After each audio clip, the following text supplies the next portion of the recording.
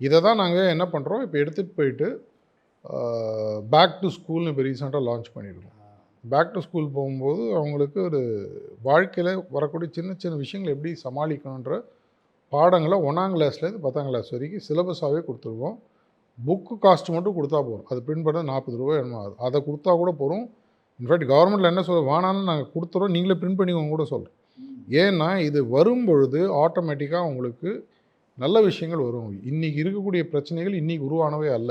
நீங்கள் சொல்லுங்கள் 15 to 18 is a very big அது next market. First 5 to 15 5 to 15 மாற்றிட்டாலே 15 to 18 சரியாயிடும். நார்மலாக இந்த வேல்யூ செயினில் பார்த்தீங்கன்னா தியரி ஆஃப் கன்ஸ்ட்ரெயின்ஸ் அப்படின்னு சொல்லுவாங்க. நான் சொல்கிறது இப்போ இருக்கிற 15 to 18 19 is in a very confused state.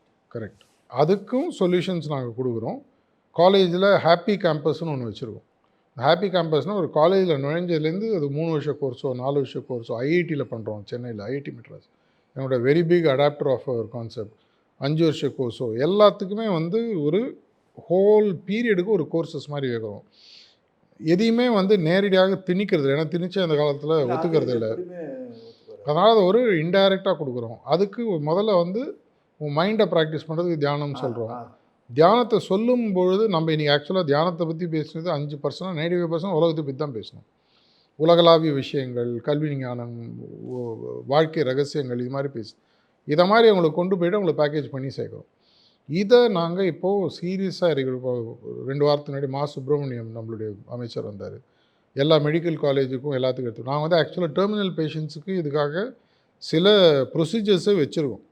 அவங்களே தங்களுடைய எயில்மெண்ட்ஸை எப்படி ஹேண்டில் பண்ண முடியுன்றதுக்காக கைடட் ரிலாக்ஸேஷன், அவங்க எப்படி அந்த பயிற்சிகளை தானே பண்ணணும். இதை வந்து ஏற்கனவே கேன்சர் ரிசர்ச்சில் எக்கச்சக்கமாக நிறைய பேர் பண்ணதை நாங்கள் கொஞ்சம் எடுத்துருக்கோம். எங்களோட ஓன் விஷயங்களும் உள்ளே கொண்டு வந்திருக்கோம். எங்களோட குருநாதர்களுக்காக சில டெக்னிக்ஸ்லாம் கொடுத்துருக்காங்க, மெடிடேஷன் டெக்னிக்ஸே கொடுத்துருக்காங்க. இதெல்லாம் யூஸ் பண்ணும்போது ஒன்று பேஷண்ட்டு, 2வது கேர் கிவர்ஸ்னு இருக்காங்க. பேஷண்ட்டோட கூட இருக்கிறவங்க, பேஷண்ட்டோட நிறைய நேரம் பாதிக்கப்படுறவங்க கூட இருக்கிறவங்க தான்.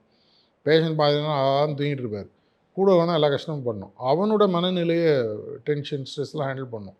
இது எல்லாத்துக்கும் இன்றைக்கி ஃப்ரீயாக கொடுக்குறோம்.